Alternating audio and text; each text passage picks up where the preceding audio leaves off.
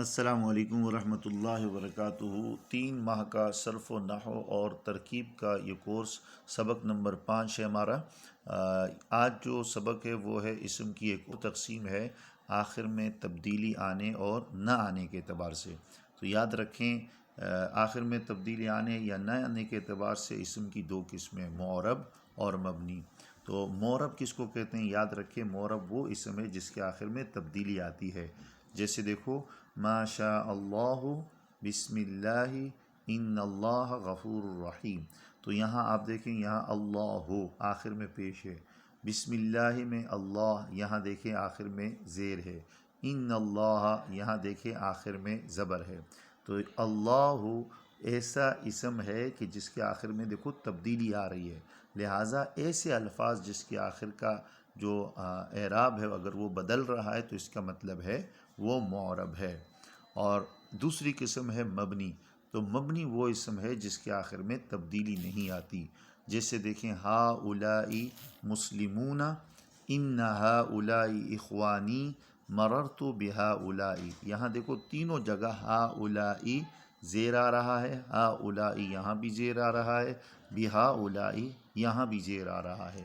تو آپ دیکھ رہے ہو ہؤلاء ایسا لفظ ہے کہ اس کے آخر میں تبدیلی نہیں آتی۔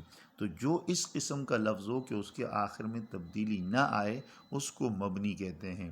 تو اس میں آخر میں تبدیلی آنے اور نہ آنے کے اعتبار سے اسم کی یہ 2 قسمیں ہو گئی، معرب اور مبنی۔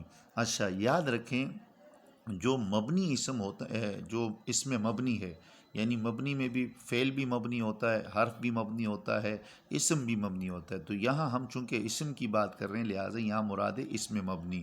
تو جو اسم مبنی ہوتا ہے اس کو اسم غیر متمکن کہتے ہیں، اور جو اسم معرب ہوتا ہے اس کو اسم متمکن کہتے ہیں۔ یہ اس کے دوسرے نام ہیں۔ اسم غیر متمکن یہ مبنی ہی کو کہتے ہیں، اور اسم متمکن یہ معرب کو کہتے ہیں۔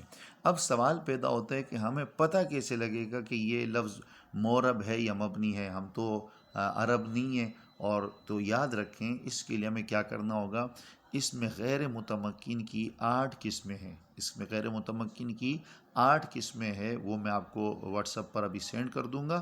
تو پورا سبق، یہ مکمل سبق لکھا ہوا ہے، وہ سبق مشق سمیت، تو وہ سبق آپ دیکھ لیں۔ اس میں غیر متمکن کی یہ قسمیں آپ زبانی یاد کریں۔ تو جب آپ ان 8 قسموں کو یاد کر لیں گے تو آپ کے لیے معرب مبنی کی پہچان آسان ہوگی۔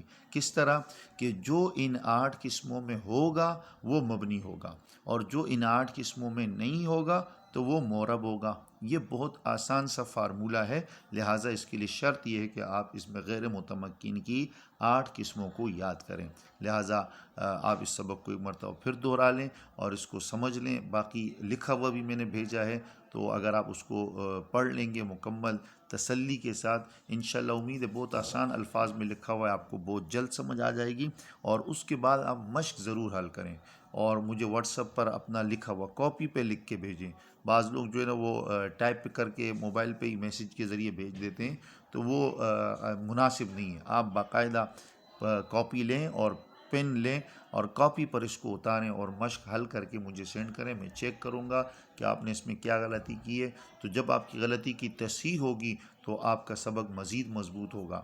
اچھا یاد رکھیں کہ یہ جو چیزیں آپ سمجھ جائیں گے تو انشاءاللہ اگلا مرحلہ بہت ہی آسان ہو جائے گا، کہ ہم انشاءاللہ پھر یہ ہوگا کہ الفاظ کو ملانا سیکھ جائیں گے، ہمیں الفاظ کی پہچان صحیح حاصل ہو جائے گی۔ اچھا اس سے پہلے جو 4 اسباق ہیں، جو احباب نئے ہیں اگر وہ چاہتے ہیں کہ ہم وہ پچھلے 4 اسباق ہم پڑھ لیں، تو اس کے لیے آپ ہمارا جو یوٹیوب چینل ہے نحو ماسٹر، اس چینل کو آپ فالو کریں، اور اس میں جو اسباق موجود ہیں آپ اس اسباق کو دیکھ لیں۔